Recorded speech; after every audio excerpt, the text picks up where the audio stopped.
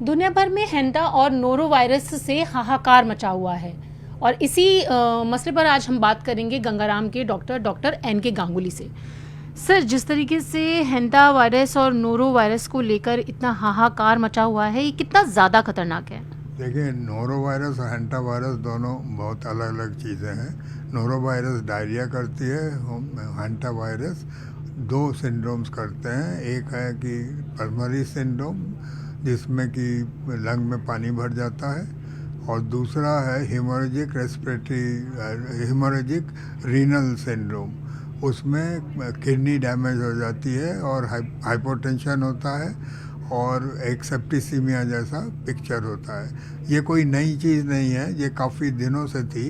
ये एक नदी के नाम से हैंटा वायरस रखा गया, जो कोरिया में सबसे पहले ये हुआ था, और ये उसके बाद ये सारे दुनिया में फैली हुई है। तो दो तरह के हैंटा वायरसेस हैं, एक ओल्ड वर्ल्ड के हैं, एक न्यू वर्ल्ड के हैं। तो सर, ये जो दो तरीके की बात आप कह रहे हैं, इन दोनों में क्या डिफरेंस है? दोनों में ये डिफरेंस है कि जो human to human transmission hantaviruses में ज़्यादा नहीं होता, मुश्किल से होता है। बट ये जो ओल्ड वर्ल्ड का, ये जो अर्जेंटीना और चिली में जो मिलते हैं, वो जो वायरस है उसको एंडी स्ट्रेन बोलते हैं। करीब 20 तरह के इनके करीब डिफरेंट टाइप के सीरोटाइप जीनोटाइप है। तो उसमें जो एंडी स्ट्रेन्स है, ये ह्यूमन टू ह्यूमन ट्रांसमिशन करता है।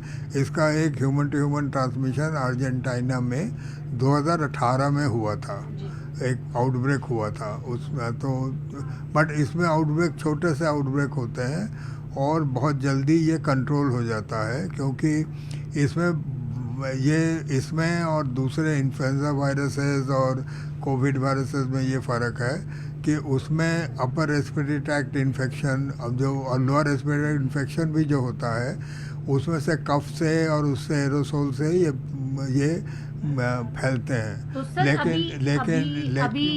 अभी जिस तरीके से अर्जेंटीना में समुद्र के बीचों बीच जो क्रूज, लग्जरी क्रूज वहाँ पे, वो ऐसे हुआ है जैसे मैं बोल रहा हूँ कि ये जो स्ट्रेन है, ये स्ट्रेन डीप लंग को इन्फेक्ट करता है।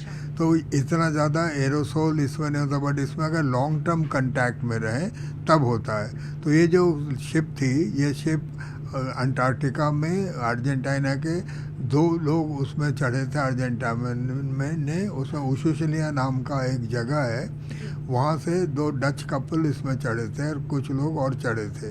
तो ये दोनों डच कपल थे। पहले एक को हुआ, उसके बाद क्लोज कांटेक्ट में दूसरे को हुआ। 3 लोगों की मौत भी हुई सर। वो उनमें से 2 लोग ये डच कपल हैं, एक वो जो डॉक्टर है वहाँ, उसकी मौत हुई। 8 लोग इन्फेक्ट हुए जो कि कंफर्म्ड इन्फेक्टेड हैं, और एक आज आदमी जा रहा था जो फ्रांस में रिपेट्रिएट हो रहा था। तो उसको अब सिम्टम्स आ गए हैं। जो फ्रांस वाले उसको लेके वापस जा रहे थे, 7 फ्रांस के लोग थे, उनको लेके बाहर जा रहे थे। तो सर, ये चूहे और जो इन्फेक्शन है उससे जो क्रूज है उनको क्वारंटीन सेंटर बना दिया गया? नहीं, नॉर्मली क्या होता है कि इसमें ये चूहे के सलाइवा, स्टूल या यूरिन जो कि ज़मीन में गिरती है, उससे जो एरोसोल जो पार्टिकल्स होते हैं वो उड़ के जब जाते हैं तो उससे होता है। तो नॉर्मली जहाँ पर लोग कंफाइंड स्टेज में रहते हैं, जैसे कैंप्स हुए, जो कि कैंप्स में जा रहे हैं, इवन रूरल सेंटर में ट्रैक्स में जा रहे हैं, तो उसमें तंबू में रह रहे हैं, तो उन जगहों में होने के चांसेस ज़्यादा होते हैं। तो ये क्रूज एक कन्फाइंड जगह है। इसमें अगर एक पर्सन आ गया था तो वो फिर उसमें जल्दी से वो ट्रांसमिट करने के चांसेस बहुत ज़्यादा होते हैं। तो इसमें पहले हस्बैंड वाइफ को हुआ तो दोनों कांटेक्ट में थे, काफ़ी देर के कांटेक्ट में थे, और जो डॉक्टर देख रहा था उसको हुआ। तो डॉक्टर सर, WHO ने तो ग्लोबली अलर्ट भी जारी किया है 12 नेशंस को लेकर। नहीं, वो जो है ये एग्जैक्टली 20 नेशंस में है। 12 नेशंस में इनके छोटे छोटे आउटब्रेक होते रहते हैं। एक 1978 में हुआ था चाइना में आधे केसेस दुनिया के चाइना में है, तो सर ये जो हेंटा वायरस फैला, इसका सोर्स क्या चूहे का सलाइवा ही था? ये चूहा का ही होता है और कोई इसका सोर्स नहीं है। और मैंने बोला कि एंडी स्ट्रेन से ह्यूमन टू ह्यूमन ट्रांसमिट हो सकता है अगर वो क्लोज कांटेक्ट में है। तो ये शिप वालों ने क्या किया था कि शिप वालों ने बहुत ही पूरे सरफेसेस को स्टेरिलाइज किया था।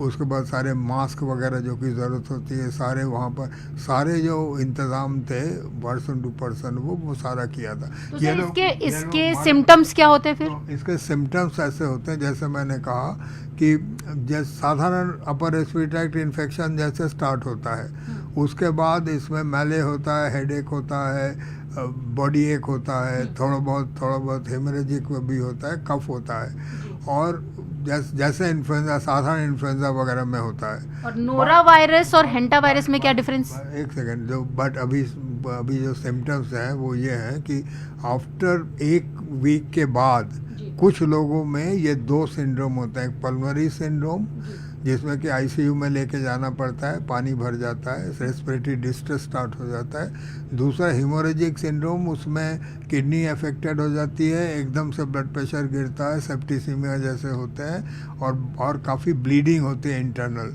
और उसमें मर जाते हैं। तो इन दोनों को आईसीयू में रखना पड़ता है, और आईसीयू में जब रखा जाता है तो उसमें 3 चीज़ों की ज़रूरत होती है। एक जो इनमें कोई वैसे एंटीवायरल्स है नहीं, बट रिबाविरिन जो है वो थोड़ा बहुत इसमें काम करती है। सर हेंटा वायरस और नोरो वायरस में डिफरेंस क्या है, और नोरो वायरस के सिम्टम्स क्या होते हैं? हेंटा वायरस जो है ये एक एनवेलप वायरस है।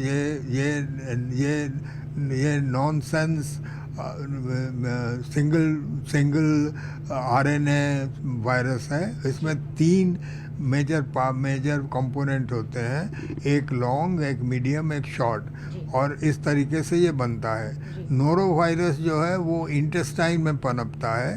हेंटा वायरस से भी डायरिया हो सकता है, ये भी इंटेस्टाइन में जा सकता है और डायरियल सिम्टम्स होते हैं। लेकिन नोरो वायरस नॉर्मली ये भी रोडेंट्स वगैरह से होता है, बट ये जो है ये ज़्यादातर डायरिया करता है, डायरिया या गैस्ट्रोएंटेराइटिस करता है।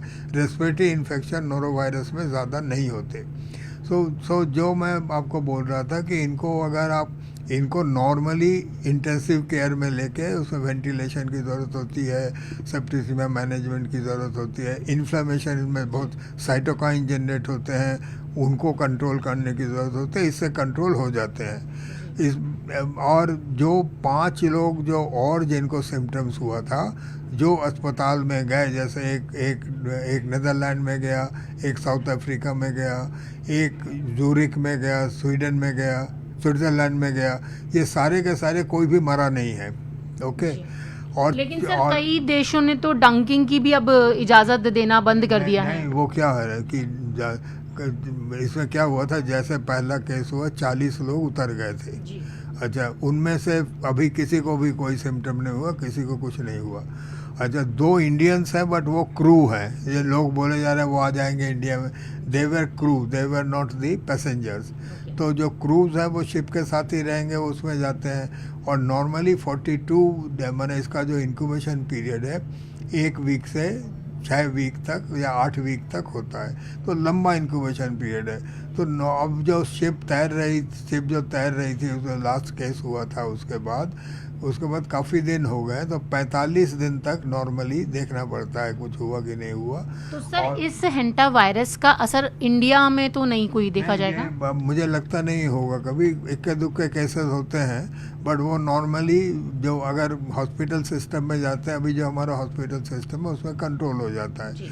इसमें 2 वैक्सीन्स भी हैं, एक कोरिया ने बनाया, एक चाइना ने बनाया, तो वो लोग इस वैक्सीन को इस्तेमाल करते हैं, बट ये वैक्सीन बाकी लोगों कंट्रीज़ के दुनिया में अवेलेबल नहीं है।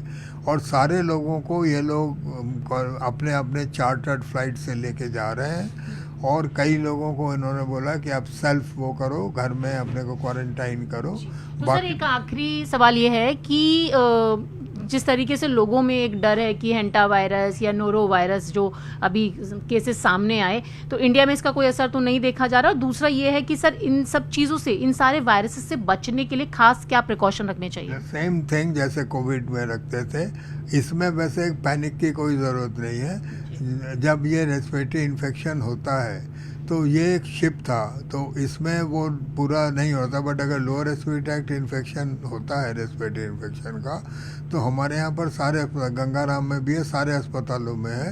एक मशीन है जिसको बायोफायर बोलते हैं, उस तरह के कई मशीन है सीफिड वगैरह के, तो उसमें जितने भी रेस्पिरेटरी वायरसेस हैं सारे आइडेंटिफाई हो जाते हैं, उनके सीटी स्कोर भी आइडेंटिफाई हो जाता है, तो बहुत जल्दी डिटेक्ट हो जाता है। तो ना ज़्यादातर लोगों को कुछ नहीं होता, कुछ लोगों को, बड़े लोग एसिम्टोमेटिक भी होते हैं। अभी शिप में किसी को सिम्टम है, बस एक फ्रांस का आदमी था, वो उसको क्वारंटाइन में ले जा रहे थे, उसको सिर्फ सिम्टम्स आए, और किसी को कोई सिम्टम आया नहीं है।